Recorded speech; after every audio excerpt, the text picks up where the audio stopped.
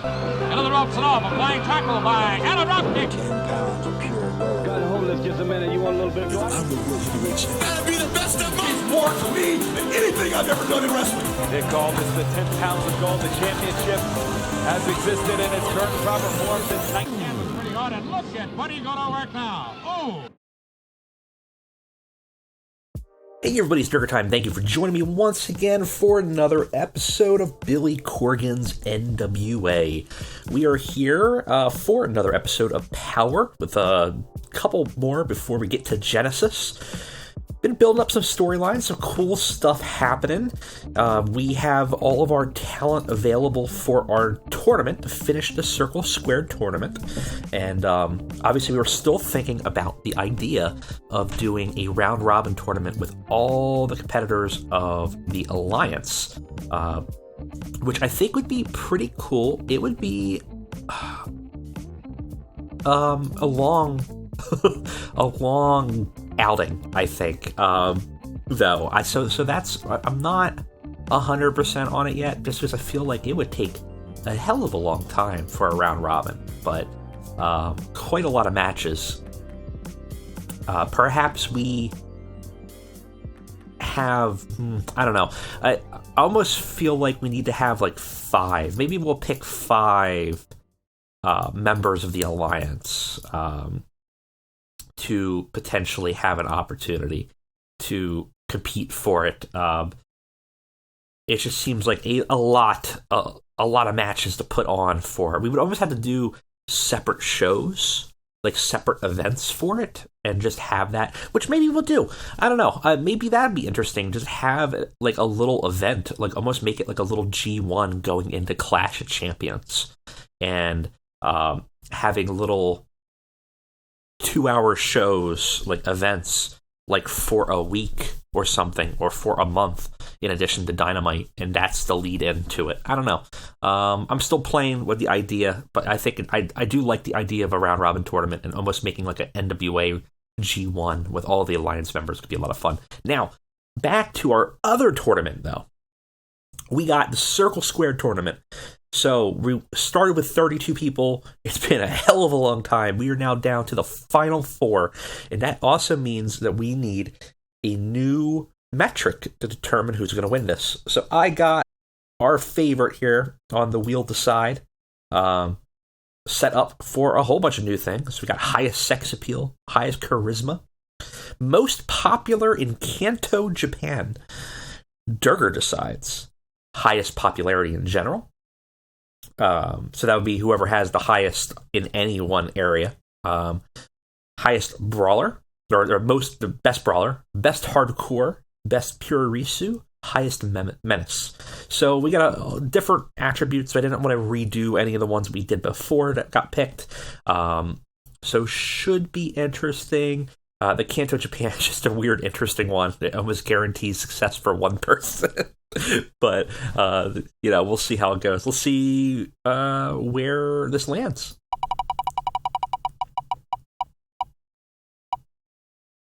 Ooh, best Puro Risu. So, that means that in this tournament, between Effie, King Mo, Chris Brooks, and Zachary Wentz, whoever has the best Japanese strong style will be the winners of their respective bouts and moving into the finals, in which I will decide finally for who will be the the Circle Square champion, who will get a title shot, or who not a title shot, who will get a contract as a up-and-comer into the NWA.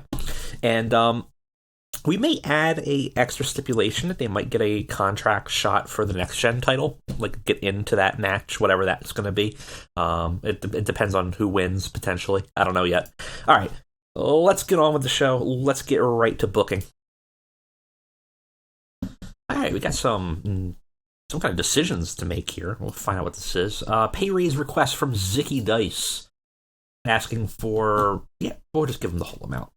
300's nothing. Drop in the bucket at this point, and I think that's fine. Ooh. Well, hello. Some people are using our titles. Ain't that exciting? We got Katrina Waters won the NWA Alliance Heritage Women's title last night at CWFH. And the National Heavyweight title was won at Progress with Ajimo, who I'm not familiar with. But ain't that exciting? I'm happy to see the titles being used in some capacity. Obviously, we have the Heritage Tag Team titles being Enzo and Big Cass. Katrina Waters being our Heritage Women's Champion. That's exciting. And then Michael Aku, who I'm not familiar with at all, gets the National Heavyweight. Well, good for him. That's a prestigious belt to win through a vacancy. I'm kind of curious what the match was that he won, defeated Danny Jones for National Heavyweight title. I like that everyone in the body can just make that decision, be like, yeah, I don't know, this match will be for this title, whatever. That's kind of fun. So Michael Aku could potentially show up at some point. For now, I'm just going to let this ride. We're not going to play around with the Alliance titles too much. Like I said, we are going to kind of use them as a bit of a mid card for us. So if we have a person that we're really passionate about giving some kind of shot or opportunity with, we're going to give them the title. Now, obviously, they could lose that title, though. Considering the fact that we are probably bigger than most of the companies, I think we are, or at least at size for everybody, that it's very likely that our people will probably maintain and retain. It generally tries to put the more popular person as the winner, but you never know. Weird things can happen, and that's always kind of fun and exciting. That's part of the fun of having the Alliance titles in general. All right, we still need to fast forward some more, so let's go ahead and do it. More decisions to make. Another pay. God damn, everyone. We were only paying Ricky Starks $20 per appearance. I'll give him the whole amount. That's fine. Absolutely, no problem with that whatsoever. Not a big deal to pay people what they're worth, especially if it's gonna give them a good morale bump. You know, there's no reason to play around with it. Now, all right, we are here for the show. I had a pretty good one last time. I had a 59. We're definitely moving up on the ladder. I think when we become capable of renegotiating our contract with our television broadcaster, I think it's time to try to get a better spot, because we did move at one point because we were, worried about constantly going below the show ratings. That was way back when we were pulling under 50s. Well, we've been doing 55s, 45s, 47s. So we've definitely been consistently higher. 49 there in September, 47 in September. And lately, we've definitely been moving upwards in terms of show quality. Not always right there. That was actually a pretty underperformer there. 59 on this one. That's funny. Last week, I felt like that show was worse, but actually, it was much better than the show we put on before. Part of that does have to do with the fact that it is an hour and a half now, because when you have more shows, more matches on there, if one's a stinker or one event's a stinker, it kind of balances it out, right? So if you have 3 matches and one of them sucks, 33% of your show's garbage. But if you had, 10 matches, 5 matches, and one's garbage, it's a lot less, right? So it gives us a little bit of a cushion to make some mistakes and be fine. Now, we do have a backstage incident. What do you do? I just paid you more, dude. Oh, okay. That's fine. Ricky Starks brightened the backstage area simply by being so cheerful and fun to be around. He has a party animal personality. He's currently pleased. He's so happy right now. He's just being fun. That's great. I love it. In fact, let's see if we can play into that. Can we? Is there anybody? I wish that there was a way to find someone that has extremely likely chance easily, right? High chance of failing, extremely high chance of failing. You would think that both of these guys would actually be super likely to work out. But like, there's literally nobody that extremely high chance of failing. I want Ricky Starks to have a positive relationship with Ricky Starks. Is that so much to ask? It's so weird to everyone. It's just like extremely unlikely. Extremely unlikely. Who was it? What was our better option here? Extremely high chance of failing. Well, what's the difference between extremely high chance? It's just nobody apparently we can nudge into this direction. Well, we'll try. Okay, fine. Oh well. Where are we gonna be? 492. Still the same amount of fans. We're not really doing much here. So we will stay in the arena, in the studio, and we'll begin booking the show. All right, let's take a look and see what we got.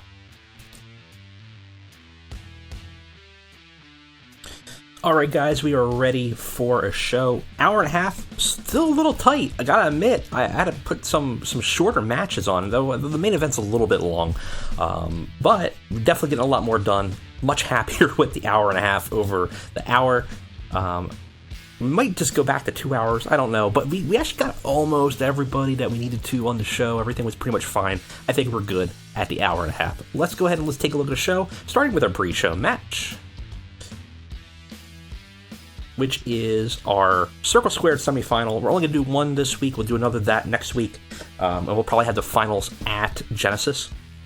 So we got Effie versus King Mo. The best Puro Risu fighter wins, and that is King Mo by like 30 points. So Effie's bizarre trip deep into the Circle Squared tournament ends as King Mo defeats him in 7 minutes by submission with a leg lock. And King Mo moves on in the tournament. Both of them technically re-debuted because we signed them up, so that's why they got this weird thing. Both had in-ring performance of 44. This was a work-the-crowd match. Did not work to get the crowd hotter, though it was a decent pre-show match. And at a 44, it's not too bad either. We start the show with Eddie Kingston coming out to the ring. Fire is in his eyes. He's ready to dish dirt. He grabs a microphone. He gets into the ring. He's going to start talking. Probably more shade on Jeff Jarrett, shade on the company. He's feeling upset about his place, his group's place. Before he can even talk, though, Jarrett comes out and just interrupts him. He grabs a microphone. Jarrett seems very sincere here. He goes, Eddie, wait. I know you want to say stuff. I want to stop you before you say something you regret. Listen, I heard what you said last week. I just wanted to talk. Offered it to you after the show. Behind closed doors, you chose not to. I'd rather this be in private, but it needs to be said. Listen, I know you think I'm a bad guy. I'm not. I'm just here to run a great show and to make all the wrestlers in NWA shine. And listen, before you say anything, I wanted to apologize. I was out of line a few weeks ago. I want you to know that you're a tremendous talent. That you're really a great hand to have around. And I think you're going to really teach the younger kids here a lot. But truthfully, I just don't think you have what it takes to be NWA champion. Listen, I was there. I've been there. It's a lot of pressure. It's a lot of pressure to live up to. And I just don't want to see you fail and stumble. Maybe the Eddie 5 years ago could, but right now, come on. But listen, I've heard you. I don't want you to think I'm trying to stab you in the back or anything like that. If you want opportunities, I'll give them to you. Main event tonight. 6-man tag with you and your members of your boys. And Pillman Jr. And some new hires I've personally picked to join the NWA. It'll be a big spotlight match. Let's see what you have. And let's put this behind us. Eddie seems pleased with this. I mean, this is kind of what Eddie wants, with just some recognition, though you could tell he's not very happy with the tone of Jarrett. Jarrett does not view him as a main eventer. He views him as a future road agent, right? Someone that should hang up their boots. And but this gives an opportunity for Eddie to prove himself. So, gets the crowd a strong start, got the crowd hotter. We advanced the ace of the NWA storyline. Gets a 51, is very good. And tonight in the main event, Eddie Kingston, members of the Kingdom, versus Brian Pillman and 2 new hires. Super cool. All right, Eddie's going to get an opportunity here. After that, we have a squash match that's pretty poor. It's, again, trying to build up Delilah Doom. It had terrible wrestling and non-existent crowd heat. And actually cooled the crowd down. Delilah Doom defeated a local talent, Hannah Blossom, in 3 minutes by pinfall. Someone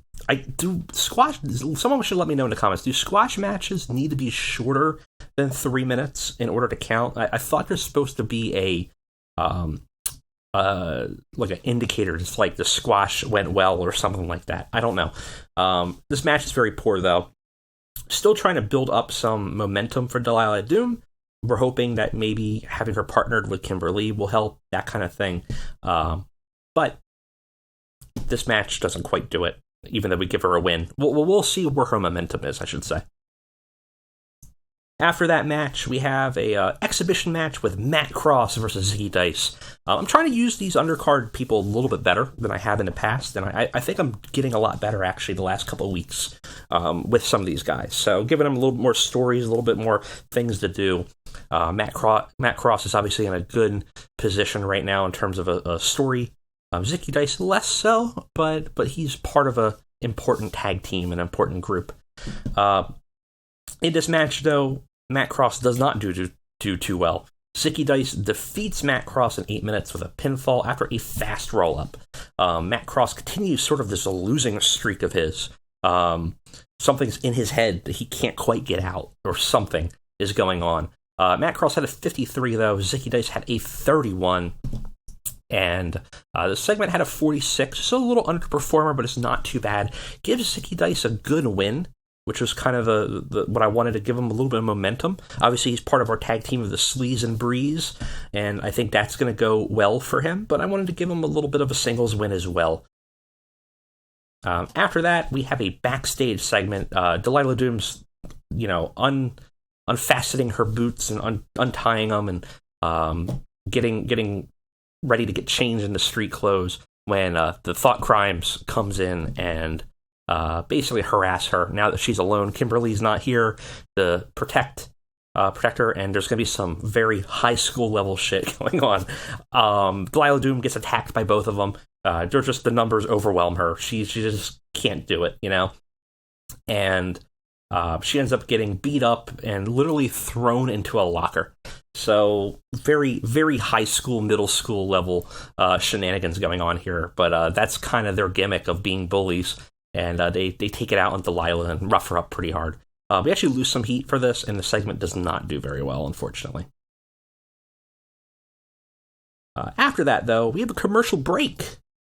Ain't that exciting? It's another commercial playing.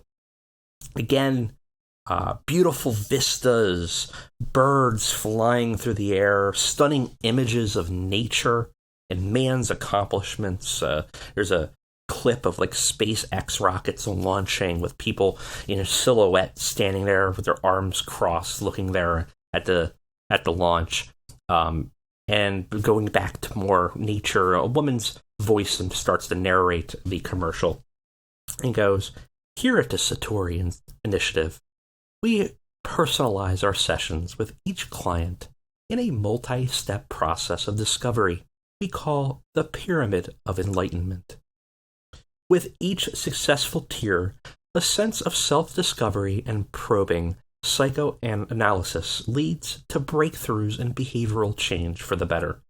But don't take it from us. Listen to one of our positive testimonials." And it's a Zoom call of Conrad Thompson somewhere. He's wearing a white robe similar to what the characters were wearing during the first commercial. And it goes, "I used to hate myself for who I was. I never knew why. I was always successful at life and all my endeavors and my real estate job and my podcasting, but I always felt empty with each new accomplishment. But the teachers at the Satori Foundation and its leader really allowed me to understand that wealth wasn't the secret to life. I casted all that away, and Satori gave me a new purpose. Thank you, Satori. And we get a, banner ad for Call the Satori Initiative today. Results may vary. So somebody's paying big money to advertise on the NWA, and it seems like Conrad Thompson's life is better. Maybe, I don't know. Maybe this is a good thing. Maybe it's a bad thing. It's very weird. I don't know why it's showing up here. After that, we got a exhibition match with Enzo and Big Cass, our Alliance Tag Team Heritage Champions, versus War Machine. And War Machine loses, of course, because we're about to basically send them on their way out. Enzo and Big Cass defeat War Machine in 7 minutes when Enzo pins Rowe with a bada boom shakalaka. Kaz had 51, Enzo had 47, 42, and 41 for Hansen. Kaz is still suffering from being in a poor form. He's one of those ones that he might end up being an issue for us. We'll have to take a look. Overall, though, get a 42 for the segment, which is not bad. Got the crowd hotter. Afterwards, we got a good promo, which is obviously why you want to have Enzo and Big Cass here. It's a post-match promo. Enzo grabs the microphone, starts dishing dirt on the locker room, very cocky, and he says the realest ones representing. You see these belts, as he kind of taps them, he's holding them up now. That means we are the realest thing in the NWA. We are going to be challenging people from all over the world, everywhere, any company, and we're going to show them that nobody can take on North Jersey. Man, NWA, we asked you backstage for your best. This is what we're going to get tonight? Bunch of washed up, out of shape Vikings? Are we here to wrestle, or am I playing Assassin's Creed in the back? End of the day, it doesn't matter who you throw at us, because no matter how hard you knock us down, we're going to get right back up, and you can't teach that. Enzo drops the mic and arrogantly walks away. Big Cass struggled because other people weren't following the script. He was supposed to kind of just nod and go, yeah, but apparently he struggled with that. He forgot to say yeah at one point. Enzo having a hot catchphrase helped, and did well, got the crowd hotter, gets us a 57, not bad. Afterwards, we have a backstage. We got Matt Cross in the locker room, just untaping his hands and looking pretty dejected after his loss, grabbing his duffel bag and throwing his wrestling gear in it, and he sees a pamphlet for something on the bench, and he kind of picks it up and looks at it. We can't see what it is, and he throws it into the duffel bag as well and zips it up and walks away. He also does not do well without a script. Boy, what a sucky rating here for him. I think I gave it... What did I do for booking details? I don't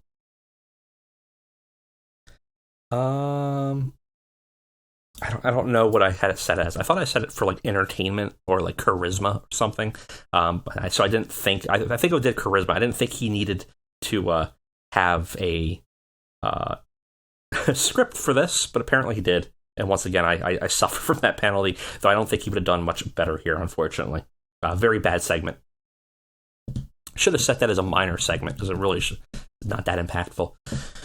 In an extremely short match, we got a 3-minute match with Nickaldous versus Jason Cade. This match does pretty well, mostly thanks to Nickaldous. Nickaldous defeats Jason Cade in 3 minutes and 48 seconds, gets a tormentor and then a pinfall. After the fact, we got the Ascension and Colt Cabana running in to attack Nickaldous. Pentagon has been away on a different show, so he's not been here in Power, but his minions have been following his orders.